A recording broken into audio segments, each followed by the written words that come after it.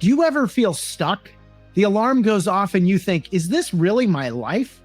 Do you wish you could douse your relationships or your career or even your business with rocket fuel and throw a match on it? End the blah once and for all. They either launch or they burn up and you get to start over. I've been there and I see you. I'm Ben Walters, an entrepreneur, pastor, coach, and consultant. If you're ready to get unstuck and ignite your super pumped life or business, I'll give you the rocket fuel and the match. All you have to do is light it.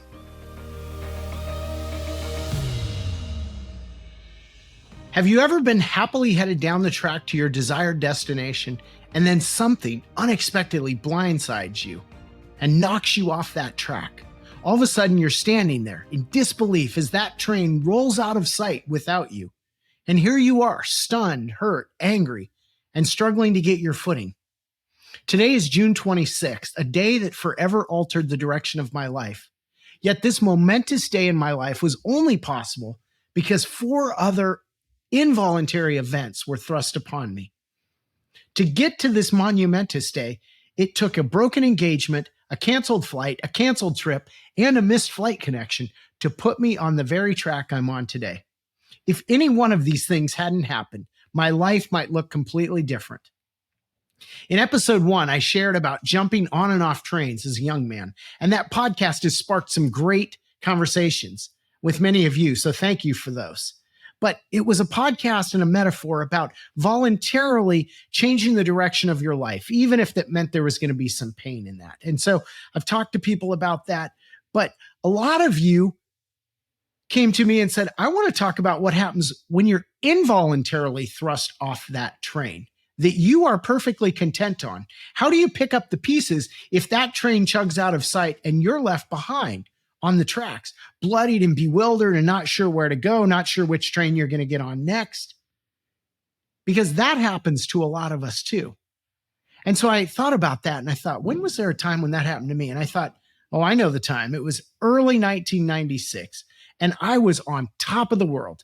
I had been, at the beginning of the year, I'd been traveling and I'd spent some time in Nigeria working with some people there. And then I went to Puerto Rico and helped rebuild homes. And I can remember distinctly one day in Puerto Rico, I got a call from my mom, which was pretty rare because she didn't call much when I was in remote locations. And she played a joke on me. But then at the end of the joke, she told me I'd been admitted to Harvard. I was part of the Kennedy School of Government in Public Policy and Urban Planning. And I was jacked out of my mind. And so that was going great. And then I had also recently gotten engaged. And so I was in what I thought was a great relationship. And I was just rolling along on this happy train, right? Until my fiance called.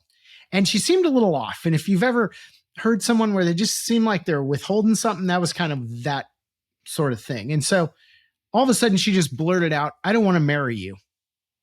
It was like, whoa. And there wasn't even a lot of discussion after that. It was kind of, that's what she said. And then she didn't really want to talk much about it. And I didn't really know what to say. This was all news to me. And so I was booted off that train. She essentially shoved me off that relationship train. And I know that's happened to some of you in different things. Maybe your marriage comes to an end, just completely blindsides you, or maybe your job comes to an end. And so she does this to me. And so that train then rumbled out of sight forever. And so about a month later, here I am, I'm still dazed and I'm confused and I'm wounded, but I have to start graduate school at Harvard. And I was an emotional wreck. But the rigors of that program didn't allow me to wallow in my pity. I knew that if I didn't keep up with the coursework, they were going to shove me off the Harvard train too.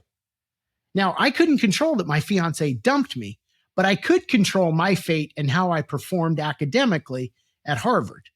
And so I went into this singularly focused grinder mode. No social life, no dating, no fun. Just grinding through that first year of the program, reading and studying almost around the clock. And it also kind of took my mind off the breakup. Now, at the end of that grueling school year, I got a chance to do something totally different. I went to South Africa and I helped disabled entrepreneurs start small businesses. And it was one of the most gratifying things I've ever done in my life, to see people who had been so marginalized begin to take control of their own life and begin to kind of be viewed as important because they could provide for their families and they had a standing in the community. It was just a spectacular thing. And so I really had a great summer over there. And so when it ended, I was sad, but I was also excited to get back to work in the second year of my graduate program. And so I headed over to the airport in Johannesburg to fly back to Boston through London. But when I got to the airport, the flight board said the one thing you don't want to see on the flight board for your flight, which was canceled.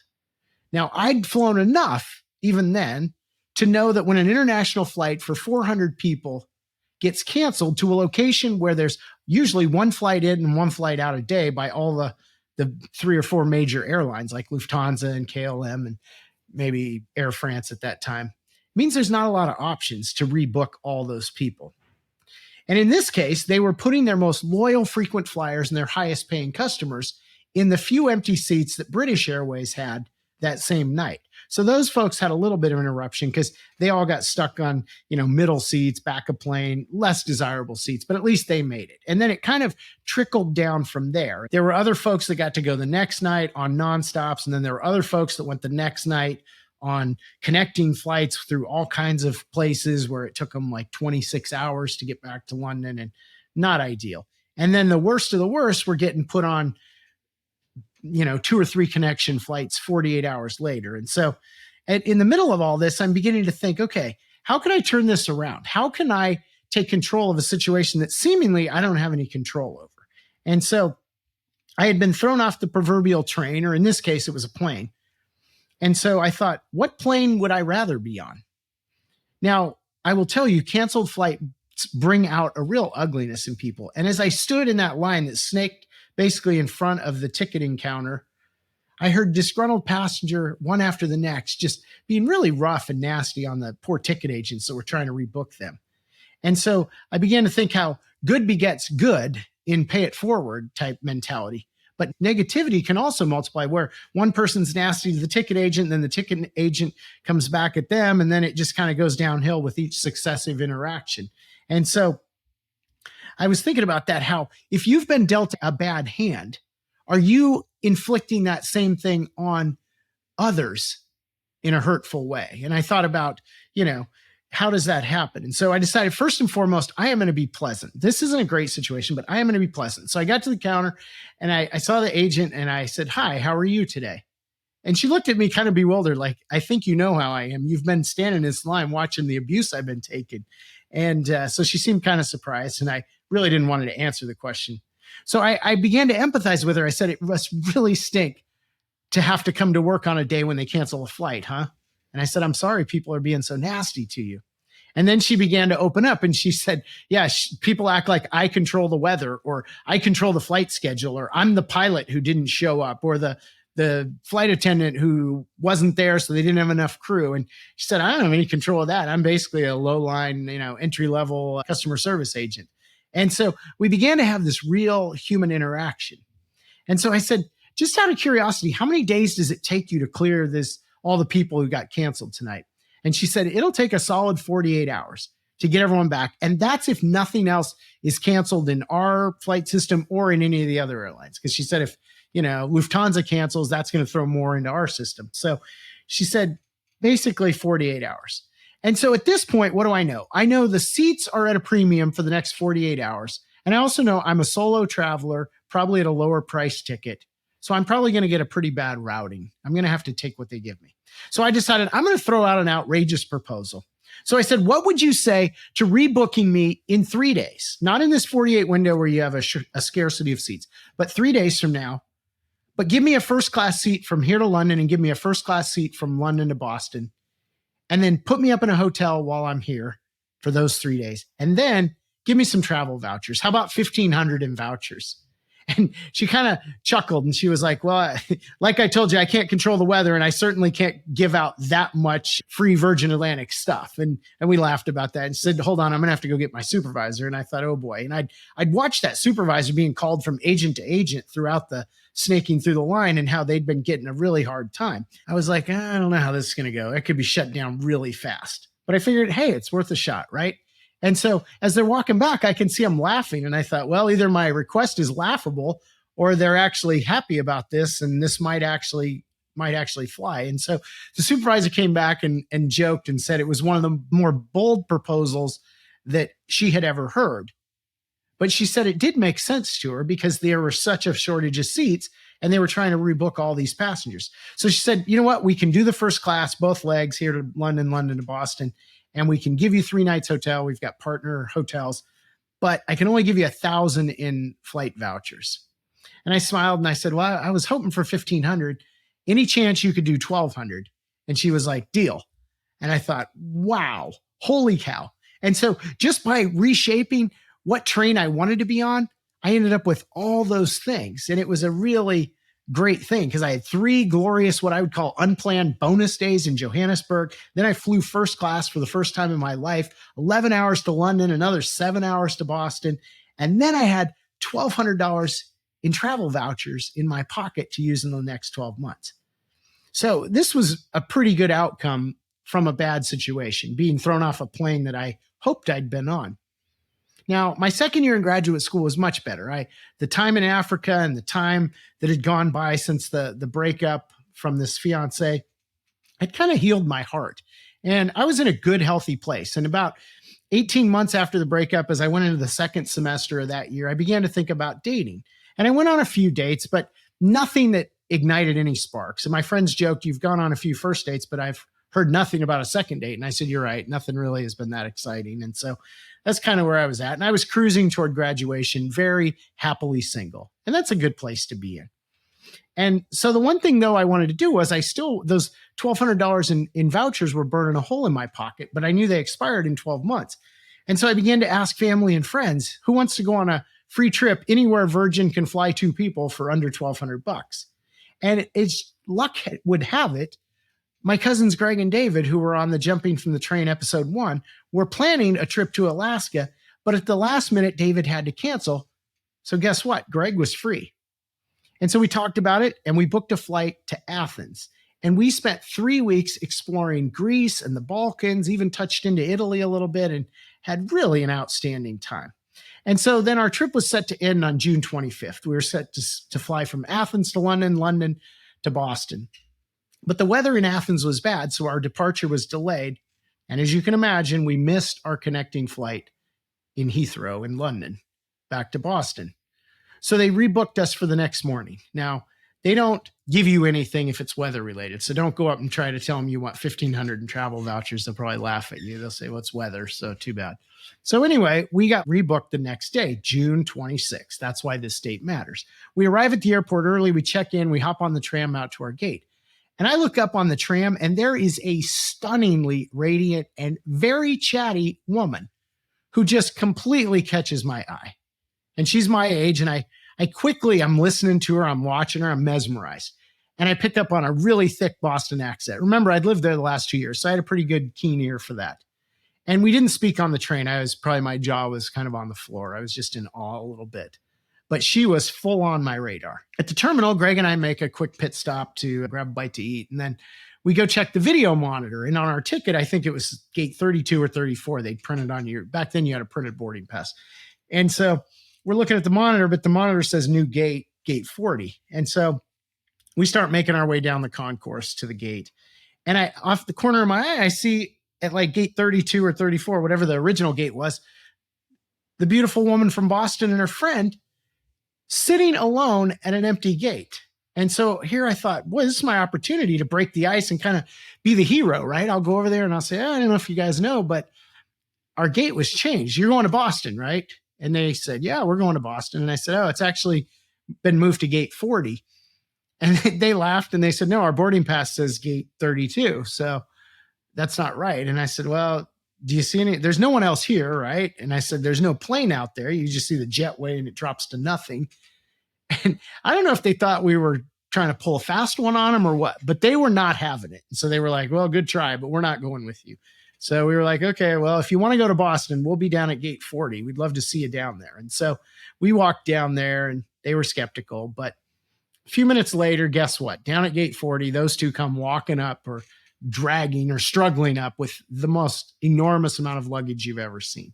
So we began to make kind of flirtatious, a little bit sarcastic, friendly banter back and forth about the amount of luggage and the wrong gate and all that kind of stuff. So brief talk, nothing serious. And then our tickets, as you know, were free tickets. And so when you're on a free ticket, you're at the very back of the plane, usually right near the restroom. So they can open the restroom door so you can get a whiff of that the entire, 7-hour flight back to Boston. So we were in the very back. We boarded dead last. And so they had gotten on first. So we were able to see them as we made our way down through the aisle. And again, smile, hi, that kind of thing. And I just could not get this woman out of my head. I was like, there is just something about this woman. I've got to meet her. I've got to know more. And I kept bending Greg's ear most of the flight. I think he wanted to sleep, and I just kept blah, blah, blah, blah, blah, blah. And so I was getting up about every 45 minutes to an hour, walking around, just smiling at her, saying hi.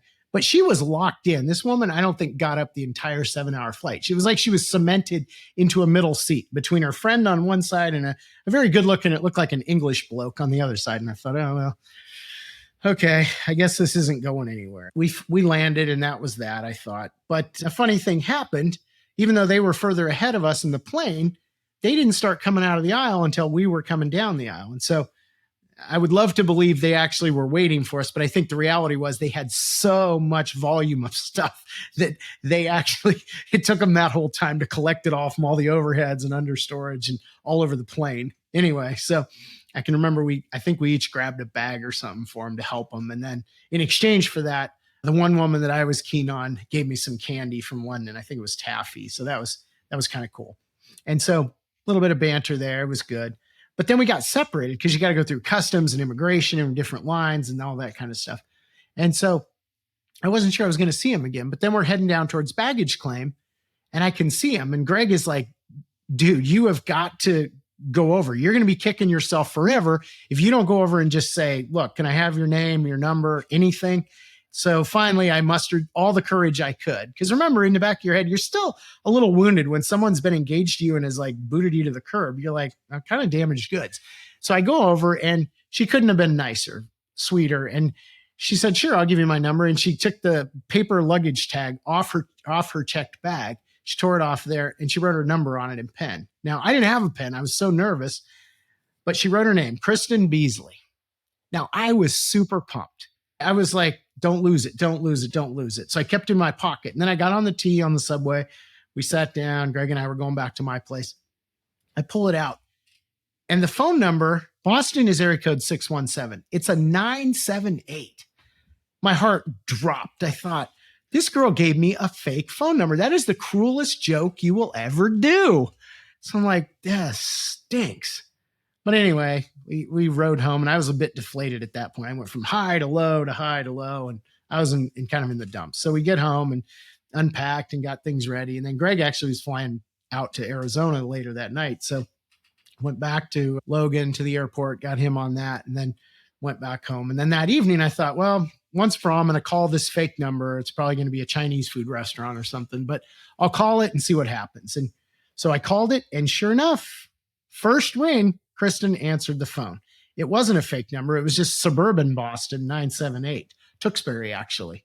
And so I was pumped out of my mind. Now, timing wasn't great because the reality was I was leaving Boston.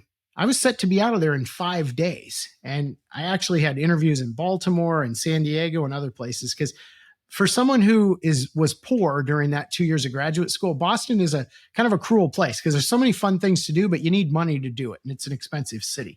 So if you've ever been in Boston or New York or Dubai or London and you don't have a lot of money, it can be a little bit of a challenge. So I was planning to leave there. So I called her, I asked her out. We went out the next night, and then we went out the next 4 nights until I left. And I was smitten with this woman. And so we saw each other over the summer. We wrote, we called, we had long distance. There was chemistry. And at the end of that, I was like, I have got to get back to Boston. I have got to see where this train is going. I want to jump on this relationship train. And so I took a job at the Boston Rescue Mission, not because of the job, but so I could pursue the relationship. And a year later, I married that beautiful woman who caught my eye on the tram in London, and we have never looked back. Now, I want to leave you with one quick takeaway because I think it's an important one. Years later, this is 25 years later, my son Robert and I make a trip to Boston. He came from Texas, I came from Ohio, to go to the St. Patty's Day parade in Southie, which is incredible. If you've never gone, you got to go. It's just one of those bucket list type things. And so we go to Boston for that, and we had a great time and everything. And then at the end of that, Robert was flying out to Texas several hours ahead of me. So the plan was I was going to walk him just to the T, to the Silver Line, and he was going to jump on, head to the airport, which is Logan of all places, of course, which also has a special place in my heart. And so I watch him as he gets on the T, and he walks back through kind of the it's a bus on the Silver Line, and he walks back through the bus, and he sits down to a woman who very attractive, about his age, and he's a really good looking guy. And the bus pulls out. And I think there was a part of me that was like, wow, that is really cool. Like, Robert's going to meet his special someone on the T in Boston, just like I met my special someone on the tram in London. So he gets back to Fort Worth and he calls me and he's like, Dad, I made it back home. I'm safe. I'm good. And I said, how about that girl on the train, huh? And he said, what girl? I laughed and I said, never mind, buddy. Don't worry about it. But I thought, we don't look up anymore. In our world today, we are so head down in our phone, we don't see those that are around us. And when we don't see people around us, we miss opportunities to get on trains that would be really cool. When I look up and see gate agents that are being beat on by 300 and some customers before me, I see an opportunity to be empathetic. And guess what? It's a kindness to that person, but it's also, it lays the groundwork for me to be able to ask for something and them to be able to reciprocate, because I saw them and I saw the situation. So wherever you are in life, if you've been thrown off a train, I would encourage you to dust yourself off. Don't just jump right back on the same train or the first train that comes along, but collect yourself, heal yourself, and then get your head up and start looking around, because that person that's across the way in the coffee shop might be your new best friend. Or that person that's on the subway that's riding right next to you might be your next spouse. So keep your head up and don't worry if you get knocked off a train, because the right train will come along for you. I'm sure of it.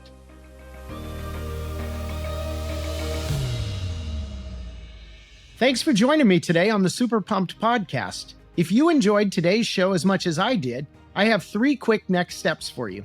First, subscribe on Apple Podcasts, Spotify, or YouTube to make sure you don't miss future episodes. Next, leave me a review in your podcast app and tell your friends about the show so others can find and benefit from the Super Pumped community.